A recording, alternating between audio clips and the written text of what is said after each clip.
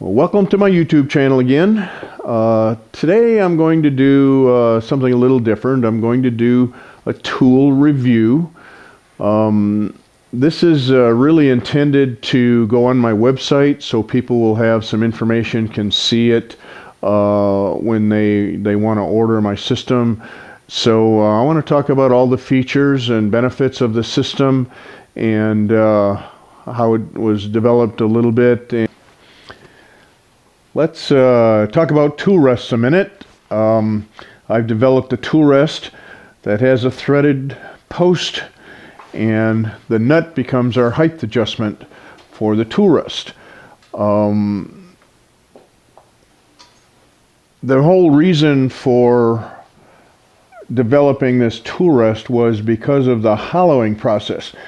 When we're hollowing, we have to have the cutter dead on the center line. When we're walking across the bottom, when the drill hole is gone and we're fighting with that little nub in the bottom, the trick to getting that nub is to being right on the center line. If I'm too high, it's going to fight and bounce around. If I'm too low, it'll leave a little cylinder of wood there that doesn't get touched. So I got to get directly on the center line. In the good old days, we lift it up, it's too high, down it's too low, fiddle faddle back and forth. We finally get to the point where we get lucky and we're on the center line. Well, with this I can make very small incremental movements to raise or lower the tool rest to get on that center line. So because of the hollowing process, it takes a lot of that frustration out of doing the bottom. Now, in general purpose use, I've got people call all the time and say, hey, wow, what a great tool rest, because even in a bowl, you don't lose your height when you move it around in a bowl. I made it the right length. It's not too big, it's not too small, it fits into most situations. The steep angle on it, when I've got my tool handle down, I can shear scrape and lower my handle and still have my support up on top. So a lot of things go into this to make it a really great tool rest for general purpose use, even though it was designed because of the hollowing process. This is real handy too when you're inside a bowl and you have to get your center height adjusted.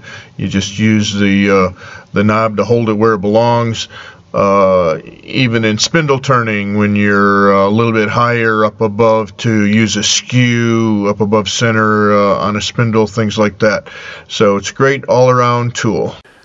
All right, so that's kind of a short little description of the features of the tools, and you really have to have good tools and accurate tools in order to hollow and have fun hollowing and not beat your body up.